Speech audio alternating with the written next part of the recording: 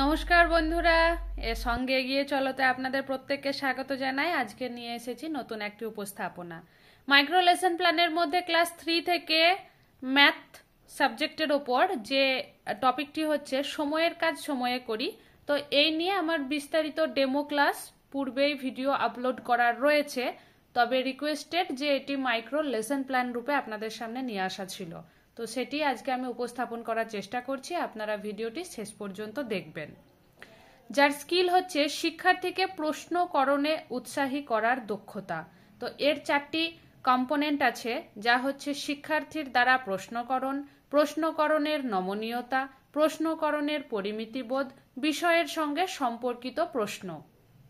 চলুন দেখা যাক লেসন প্ল্যানের মধ্যে এই কম্পোনেন্টগুলো ঠিক কিভাবে অ্যাপ্লাই করা হচ্ছে।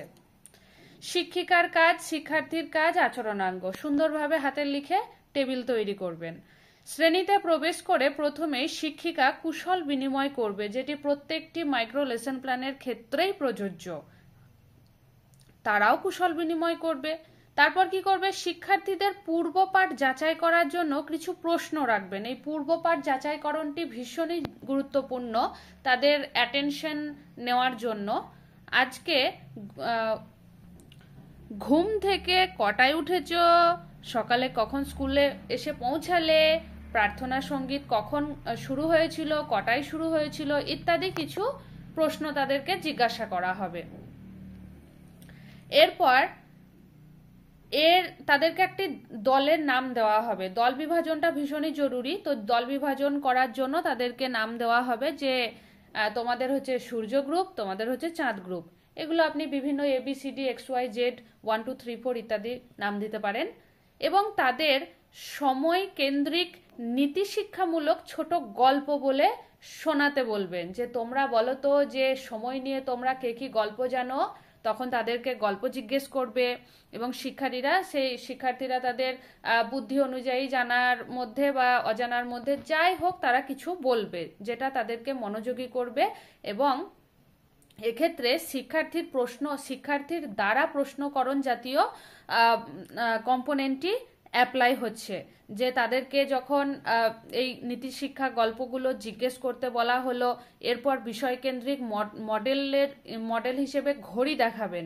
তো আপনি থার্মোকল দিয়ে বা পিচবোর্ড দিয়ে সুন্দর করে ঘড়ি তৈরি করে নিয়ে যাবেন। দেখুন, দোকান থেকে ঘড়ি কিনে নিয়ে গেলেও হবে না, এরকম একটি কোয়েশ্চেন আমাকে এক বন্ধু করেছিলেন। তো হবে না কেন, নিশ্চয়ই হবে, কিন্তু আপনার সেই মডেলটি ওখানে জমা দিতে হয়। তো ওখানে জমা দিতে হবে, প্লাস সব থেকে স্যাররা খুশি হবে বা প্রায়োরিটি দেবে আপনার সেই হাতে বানানো মডেলটি, যেটা আপনি বাজার থেকে দামি মূল্য দিয়ে কিনে নিয়ে যাননি, আপনি স্বল্প মূল্যে খরচ করে নিজের হাতে বানিয়েছেন। তো চেষ্টা করবেন নিজের হাতের মডেল তৈরি করে নিয়ে যাওয়ার। এবং সেই ঘড়িটাকে দেখিয়ে ঘড়ি সম্পর্কে বিশদে ব্যাখ্যা দান করবেন। টিচার বিশদে ব্যাখ্যা দান করবেন। তখন বলবে যে তা একটা নীতিশিক্ষামূলক গল্প বলো তো। তখন তাদের মনে এরকম প্রশ্ন আসবে যে সময় নিয়ে কি কি গল্প, সেই প্রশ্নটা তাদের মনে আসবে। সেটা হচ্ছে শিক্ষার্থীর দ্বারা প্রশ্নকরণ।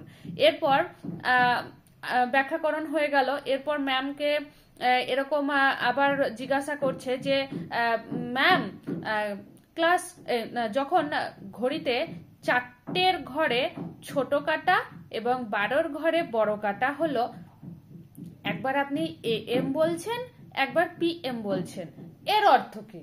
তো স্টুডেন্ট এরকম জিজ্ঞাসা করছে যে আপনি একটু আগে বললেন যে AM, তখন হবে 4টে AM, আবার একটু পরে বললেন এরকম হলে 4টে PM হবে, এর অর্থ কি? তো AM PM এর অর্থটা আপনারা যথেষ্ট সুন্দরভাবে তাদেরকে বুঝিয়ে দেবেন। তো এটা হচ্ছে তাদের প্রশ্নের নমনীয়তা, মানে যখন একজনের মাথায় হঠাৎ করে এমন কিছু একটা প্রশ্ন এলো যা সহজ মনেই আসতে পারে, এরকম একটা থিঙ্কিং যখন তাদের মাথায় আসবে এবং তারা কোয়েশ্চেন করবে, তখন সেটা হচ্ছে প্রশ্নকরণের নমনীয়তা। তারপর তাদেরকে গ্রুপ ওয়াইজ কিছু কোয়েশ্চেন তাদেরকে করতে বলা হবে, যে সময় বের করার কাজ তাদেরকে সময় দিয়ে বের করার মতো কিছু কাজ দেবেন টিচার, এবং সেই কাজ থেকে তারা প্রশ্ন করবে।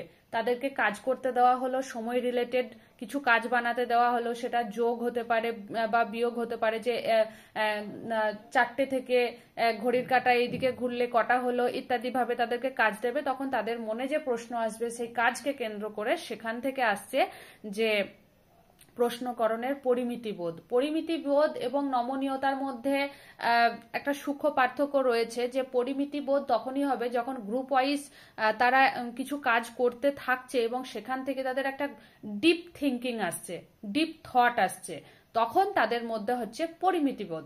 আর যখন নর্মাল একটা লাইট থিঙ্কিং আসছে, তাদের মধ্যে লাইট থট আসছে, তখন সেটা হচ্ছে নমনীয়তা। বোঝা গেল? এরপর ম্যাম যখন তাদেরকে এল চিহ্ন তৈরি হচ্ছে তখন কটা বাজে এরকম ভাবে প্রশ্ন করবে।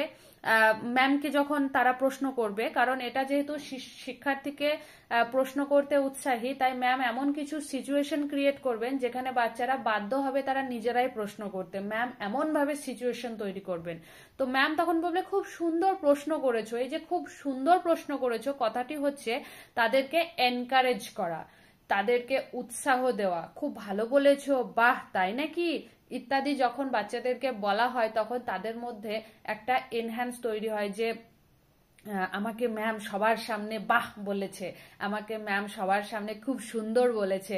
তো এইগুলো তাদের মধ্যে ভীষণভাবে কাজ করে এবং ভীষণভাবে এফেক্ট ফেলে। তাই বাচ্চাদের ক্ষেত্রে এই এনকারেজমূলক বাক্যগুলো আপনাদেরকে বলতেই হবে।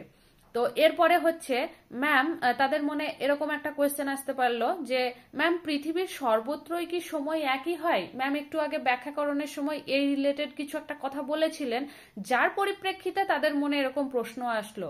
তখন ম্যাম উত্তর দেবে যে না, একদমই তা নয়, অক্ষরেখা অনুযায়ী সময়ের হেরফের হয়। কি কারণে সময়ের হেরফের হয়? যদি এখন আমাদের এই ওয়েস্ট বেঙ্গলে 4টে বাজে, তাহলে দেখা গেছে যে পাশ্চাত্য দেশে বা আমেরিকান ইউএস তখন মোটামুটি 2 ঘন্টার সময়ের হেরফের। তাহলে এই হেরফেরটা কেন হলো? অক্ষাংশগত কারণে। সেই বিষয়টি তাদেরকে একটু বুঝিয়ে দেবেন। তো এখানে কি হচ্ছে, বিষয়ের সঙ্গে সম্পর্কিত প্রশ্ন। দেখুন প্রশ্নটা হচ্ছে ভূগোল থেকে, তাদের মনে যে প্রশ্নটা এসেছে ভূগোল থেকে, কিন্তু বিষয় অর্থাৎ এই যে টপিক নিয়ে টাইম নিয়ে তাদেরকে পড়ানো হচ্ছে, সেই টাইমের সঙ্গে ভূগোলের অক্ষাংশ বা অক্ষরেখার একটি মিল পাওয়া গেছে, সেই জন্য এটিকে বলা হচ্ছে বিষয়ের সঙ্গে সম্পর্কিত একটি প্রশ্ন। বোঝা গেছে? তো এভাবে আপনারা খুব সুন্দর নিজের হাতে নিজের ঘরে বসে বিনা টেনশনে আপনারা কিন্তু লেসন প্ল্যান তৈরি করতে পারেন এবং এখান থেকে অবশ্যই অবশ্যই অবশ্যই খুব সুন্দর ধারণা নিতে পারেন। ভিডিওটি শেষ পর্যন্ত দেখার জন্য আপনাদের প্রত্যেককে অসংখ্য ধন্যবাদ।